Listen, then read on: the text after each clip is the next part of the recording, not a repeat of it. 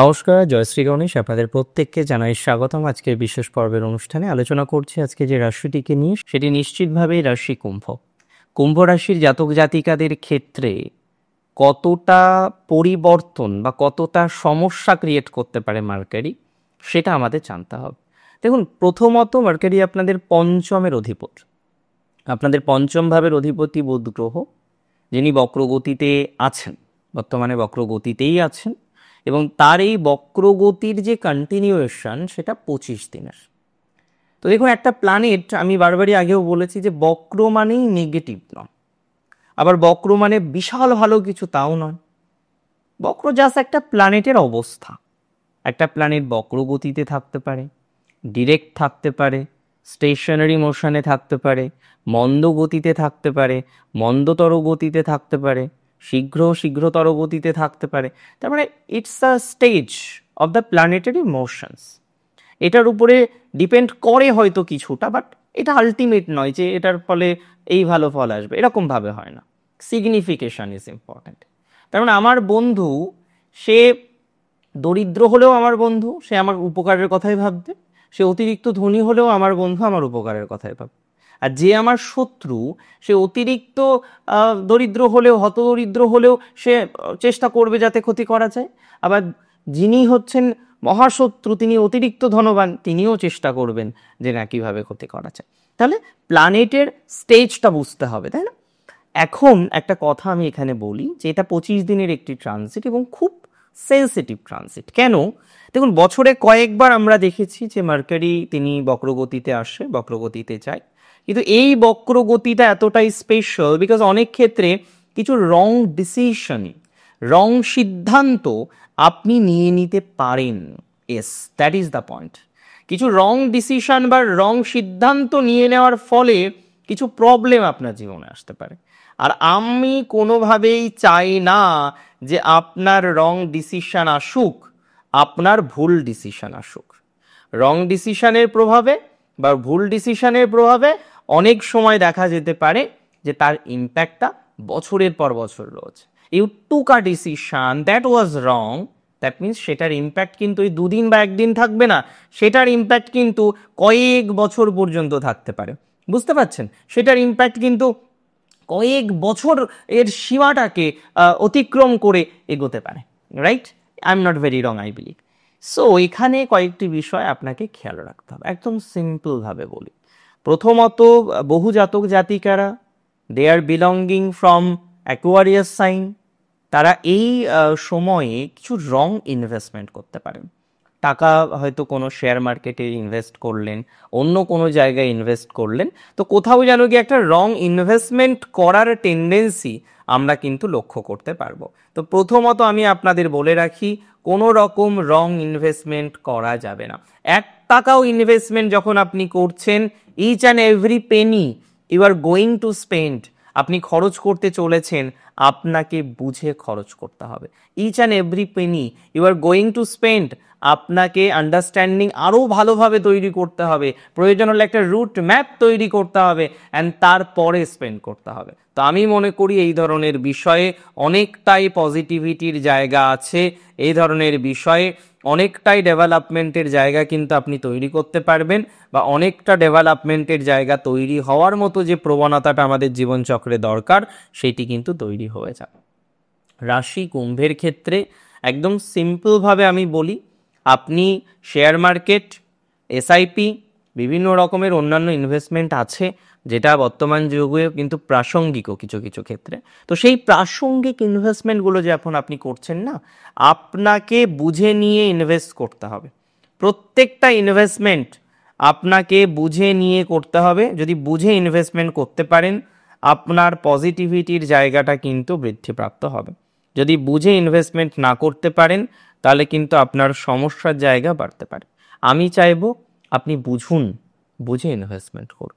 সময় লাগুক, কিছু কিছু ক্ষেত্রে হয়তো সময় লাগবে, কিছু কিছু ক্ষেত্রে হয়তো সময় আমাদের আরও দিতে হবে, কিন্তু যেটুকু করছি যেরকমভাবে করছি, সেটা যেন একটা ডিপলি আন্ডারস্ট্যান্ডিং করে তারপরে করি, ডিপলি আন্ডারস্ট্যান্ডিং নিয়ে তারপরে করি। আমার মনে হয় সেটা জরুরি, সেটা দরকার। আর আপনার সেই ক্যাপাসিটিটা আছে to do something best. Investment বুঝে করুন, একদম পাতি কথা। যারা শেয়ার মার্কেটে আছেন, যারা ফাইন্যান্সিয়াল ডিপার্টমেন্টে চাকরি করেন, যারা আইটি অর্থাৎ ইনফরমেশন টেকনোলজিতে চাকরি করেন, যারা ITC information technology and communication, হ্যাঁ, এই ধরনের ম্যাটারে চাকরি করেন, যারা ইঞ্জিনিয়ারিং ব্যাকগ্রাউন্ড থেকে বিলং করেন এবং সমগোত্রীয় ম্যাটারের সাথে যুক্ত আছেন, তাদের পজিটিভিটির মাত্রাটা বাড়বে। আমি 100% নিশ্চিত এই ধরনের বিষয়ে পজিটিভিটির মাত্রাটা তৈরি হবেই, এটুকু কিন্তু আপনাকে আমি বলতে পারি। তবে যদি বুঝে বুঝে মেপে মেপে পা ফেলা হয় তো, আর বুঝে বুঝে যদি পা ফেলা না হয় তাহলে নেগেটিভ কিছু হতে পারে, সমস্যার জায়গাও তৈরি হয়ে যেতে পারে। আমি কার্যত মনে করি, আমি বলে রাখি, আমি কার্যত মনে করি অনেক ক্ষেত্রেই রয়েছেন যে সমস্ত জাতক জাতিকাদের ক্ষেত্রে, হ্যাঁ, সমস্যার জায়গাটা রয়েছে হচ্ছে তাদের এডুকেশন, হায়ার এডুকেশন। কুম্ভ রাশি জাতক জাতিকারা হায়ার এডুকেশনের ক্ষেত্রে আমার মনে হয় যে সমস্যার জায়গা ফেস করতে পারে। হায়ার এডুকেশনটা ভেরি ইম্পর্ট্যান্ট। আর কুম্ভ বর্তমানে হায়ার এডুকেশন নিয়ে এতটাই চিন্তায় আছেন, এতটাই দুর্ভাবনার মধ্যে আছেন, এতটাই সমস্যার মধ্যে আছেন, সে চাইছে সত্যি বলতে কি সমস্যাটাকে ম্যানেজ করার, কিন্তু সমস্যাটাকে ম্যানেজ করতে পারছেন না। তো যারা সমস্যা ম্যানেজ করতে চাইছেন আর সমস্যা ম্যানেজ করতে পাচ্ছেন না, আমি মনে করি কিন্তু তাদের পজিটিভিটির জায়গা তৈরি হয়ে যাবে বা তৈরি হওয়ার সম্ভাবনা অনেকটা বেশি কিন্তু রয়েছে, এটুকু কিন্তু বলতে পারি। রাশি যাদের নিশ্চিতভাবেই কুম্ভ, তারা এডুকেশনটাকে একটু সিরিয়াসলি নিন। বিশেষ করে যারা কাজ করতে করতে স্কিল ডেভেলপমেন্টের জন্য একটা চেষ্টা করছেন, কাজ করতে করতে কোনো একটা স্কিল ডেভেলপমেন্টের জন্য আরও প্রচেষ্টা বাড়িয়েছেন বা স্কিল ডেভেলপমেন্টের জন্য একটা পরিকল্পনা করে বসে আছেন, তারা ভালো প্রভাব পাবেন। কিছুটা হলেও ভালো প্রভাব আপনার জীবনচক্রকে প্রভাবিত করবে। সো ট্রাই করুন এই ধরনের বিষয়ে পজিটিভ কিছুতে ঢোকার, পজিটিভ কিছু নিয়ে জীবনচক্রে এগোনোর। আমি মনে করি আপনাদের পক্ষে এটা পজিটিভ দিকে 100% নিয়ে যাওয়া সম্ভব, তবে বুদ্ধি করে চলতে হবে। আর কিছু কিছু ক্ষেত্রে 6 মাস 1 বছর হয়তো আপনার অ্যাডমিশন হয়ে গেছে, কিন্তু হয়ে যাওয়ার পর আপনি বুঝতে পারছেন যে না, এবার যেন আরও বেশি সমস্যা, এবার এগোলেই যেন অনেক বেশি প্রবলেম হয়ে যাচ্ছে। তো আমি তাদের একটা কথাই বলবো যে বুঝে চলুন, খুব বুঝে চলুন। কোনো ধরনের ভুল ডিসিশন নেওয়া মানেই আপনার জন্য সমস্যা, কোনো রকম ভুল ডিসিশন নেওয়া মানেই আপনার জন্য অনেক বেশি প্রবলেমের জায়গা তৈরি করে দিতে পারে। সো আমি কোনোভাবেই চাইবো না যে ভুল ডিসিশন আপনার হোক বা ভুল ডিসিশন নিয়ে আপনার জীবনচক্রটাকে একটা নেগেটিভ ভাইবসের দিকে আপনি তৈরি করে ফেলুন, এবং সেটা ভালো হবে না। আর আরও দুটো বিষয় এখানে আমাদের বুঝতে হবে, বিশেষ করে চেঞ্জ অফ জবের ক্ষেত্রে। দেখুন, এটা তো খুব সহজ, একটা অফার পেলাম, সিভি জমা দিলাম, 2-4টে অফার আসলে চেঞ্জ করে নিলাম, এটা একটা গতানুগতিক প্রসেস। কিন্তু এটা খুব কঠিন, জানেন তো, যে কোথায় যাব আমরা এটা যদি বুঝতে না পারি তাহলে প্রবলেম। যে কোন অর্গানাইজেশনে গেলে সেটার প্রভাব ভালো, কোন অর্গানাইজেশনের সাথে কানেক্ট করলে একটা ভালো প্রভাব আরও আসতে পারে, সিলেকশন অফ অর্গানাইজেশন যেখানে আমি কাজ করবো, এটা খুব দরকার। সিলেকশন অফ দ্য অর্গানাইজেশন যদি ভালো না হয় তাহলেই মুশকিল। এখানে খুব বেশি গুরুত্বপূর্ণ একটা সঠিক অর্গানাইজেশনকে সিলেক্ট করার, সেটা যদি করতে না পারেন তাহলে প্রবলেম হয়ে যায়। আর একটা কথা আমি আপনাদের দায়িত্ব নিয়ে বলে দিচ্ছি বা বলতে চাই, যে যারা ম্যারেজ লাইফের ক্ষেত্রে কোনো রকম, খুব ভালো করে শুনুন, বিবাহিত জীবনকে কেন্দ্র করে যে সমস্ত জাতক জাতিকারা কোনো রকম প্রবলেমে রয়েছেন, কোনো রকম সমস্যার মধ্যে রয়েছেন, কোনো রকম অনিশ্চয়তা বা দুশ্চিন্তার মধ্যে রয়েছেন, আমি এতটুকু আপনাকে বলতে পারি যে পজিটিভিটির জায়গাটা 100% তৈরি হয়ে যাবে। এবং শুধুমাত্র মাথায় রাখবেন যেটা, যে যে কোনো ধরনের নতুন যদি এখানে কোনো সিদ্ধান্তের জায়গা তৈরি করতে হয়, বুঝে করবেন, কোনো রকম এক্সট্রা ঝামেলার মধ্যে না যাওয়াই ভালো।